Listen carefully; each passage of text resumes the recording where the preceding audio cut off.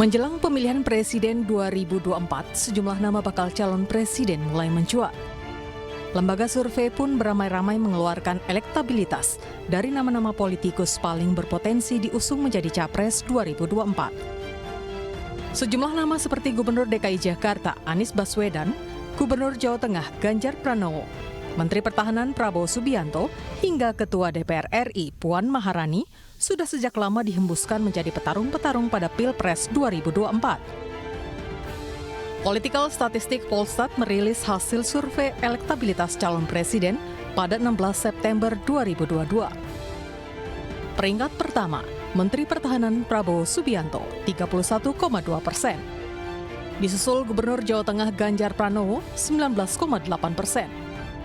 Anies Baswedan, 17,5%. Ridwan Kamil 7,5%, Agus Harimurti Yudhoyono 5,4%, Puan Maharani 4,8%, Airlangga Hartarto 4,2%, Erick Thohir 3,5%, Muhaimin Iskandar 3,2%, Sandiaga Uno 1,8%. Sementara responden yang tidak jawab maupun menjawab tidak tahu ada 2%. Tentunya, tahun 2024 akan menjadi tahun politik tersibuk sejak Republik ini lahir. Sejumlah nama sudah colong star sejak 2021 lalu untuk mendongkrak elektabilitasnya.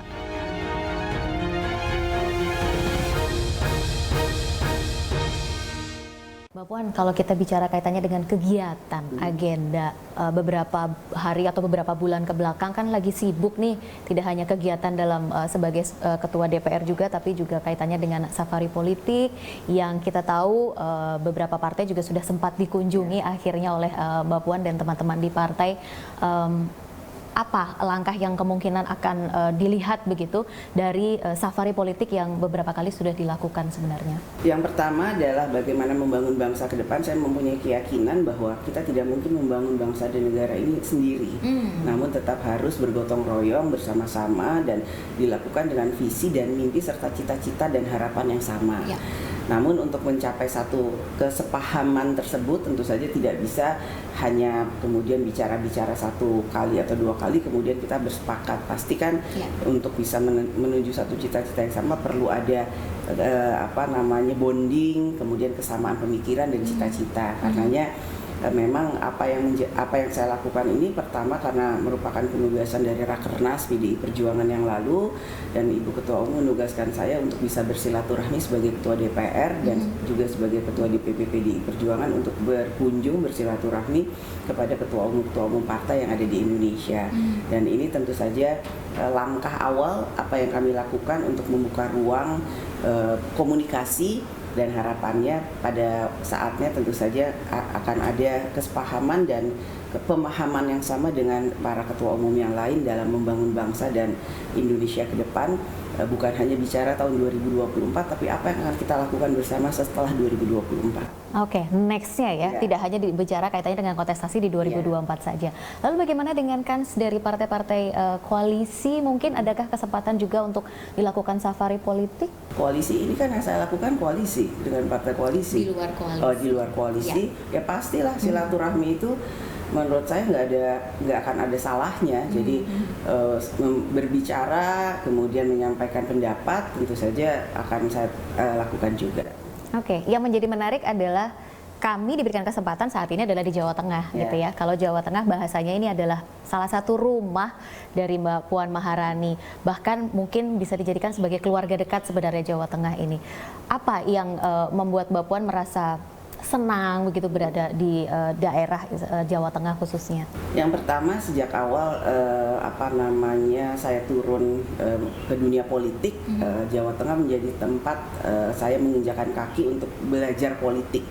Itu mungkin tahun 2008 lah kalau saya bisa ngomong, bisa mengatakan awal, walaupun sebelumnya saya sering di Jawa Tengah lah, tapi karena tahun 2009 saya mulai berencana untuk kemudian maju sebagai caleg atau calon legislatif dari Jawa Tengah, ya mungkin disitulah saya sudah mulai turun ke lapangan, bertemu dengan masyarakat, mendengar aspirasi masyarakat, kemudian belajar apa yang menangkap keinginan dan aspirasi dari masyarakat. Karena kan bertemu dengan masyarakat itu tidak kemudian ansih mereka akan mengatakan saya mau ini, saya mau itu, enggak. Kadang-kadang mereka diam, kadang-kadang saya harus menyapa dan mengatakan apa yang mereka inginkan, bahkan apa yang takut kadang-kadang, iya, dan lain sebagainya. Makanya kemudian tadi saya mengatakan belajar, artinya belajar itu dalam tanda kutip bagaimana saya pun bisa tidak berjarak dengan mereka dan menangkap apa yang mereka rasakan. Dan sejak saat itulah saya merasa bahwa ya sebagai saya merasa saya bisa untuk dianggap sebagai keluarga besar yang ada di Jawa Tengah. Karenanya ya saya kemudian mungkin sering turun belusukan di Jawa Tengah itu sudah dari kemarin tahun 2006 atau dimulai tahun 2008 sampai sekarang. Jadi bukan karena sekarang saya Mbak Puan sering banget di Jawa Tengah sih. Wah, bukan sekarang, dari dulu udah sering banget gitu. Ya hanya mungkin sekarang posisi dan kondisinya yang kemudian membuat sepertinya saya baru saja turun sekarang belusukan atau turun ke daerah-daerah, padahal kalau dilihat dari rekam jejak yang ada ya sudah dari dulu sebenarnya saya turun ke lapangan. Apa yang dilihat Mbak Puan saat ini ketika turun kepada masyarakat, kemudian juga memberikan atau mungkin pelajaran lain begitu yang didapat dari Mbak Puan? Ya, bagaimana kemudian menangkap harapan masyarakat, kemudian bisa menjadikan harapan itu menjadi kenyataan dengan kemudian mengkoordinasikan dengan pemerintah, karena memang sebagai DPR kami ini tidak punya kewenangan teknis, yang punya kewenangan teknis adalah pemerintah eksekutif. Jadi kami hanya bisa melakukan fungsi pengawasan, menanyakan apakah kemudian program pemerintah itu sudah berjalan dengan baik dan sesuai dengan target dan sasarannya. Kalau belum, apa yang harus dilakukan, apa yang menjadi kebutuhan mereka, ya tentu saja itu yang saya tangkap aspirasinya, kami kondisikan dan koordinasikan dengan eksekutif atau pemerintah untuk kemudian ditindaklanjuti menjadi satu hal yang lebih konkret di lapangan. Oke, kalau kita bicara kaitannya dengan 2024, apa yang Mbak Puan lihat dalam kontestasi di tahun 2024 nanti gitu, yang perjalanannya sudah dimulai bahkan sejak saat ini? Ya, harapannya adalah semua partai politik yang memang secara konstitusi dan undang-undang dinyatakan sebagai peserta pemilu tahun 2024, ya ini bisa kemudian melakukan pembelajaran politik bagi masyarakat. Jadi kita boleh saja kemudian bertanding pada saat itu, namun kita jangan lupa juga bahwa kita ini adalah satu bangsa. Kita harus tetap bisa menjaga secara etika dan kesantunan bahwa beda pilihan itu bukan satu hal yang tidak boleh, itu biasa saja. Bahkan tidak suka dengan seseorang atau calon ataupun orang lain dari beda partai itu juga tidak masalah. Tapi yang harus menjadi pembelajaran adalah kita itu adalah bangsa Indonesia, jadi beda politik dan beda pilihan akan menjadi masalah. Namun jangan sampai kemudian bangsa ini terpecah-pecah. Oke, ada juga yang menyuarakan dari sisi partai maupun juga dari sisi yang lain, 2024 itu ada presiden perempuan gitu. Kan kita sudah pernah punya presiden perempuan, kita sudah pernah punya wakil presiden perempuan, kita sudah pernah punya Menko perempuan, sekarang ada ketua DPR perempuan, bahkan kita punya menteri-menteri perempuan, kepala daerah perempuan. Jadi kenapa tidak mungkin? Artinya peluang itu masih ada ya? Harusnya bukan. Seberapa besar sebenarnya peluang? Bukan, tidak ada peluang.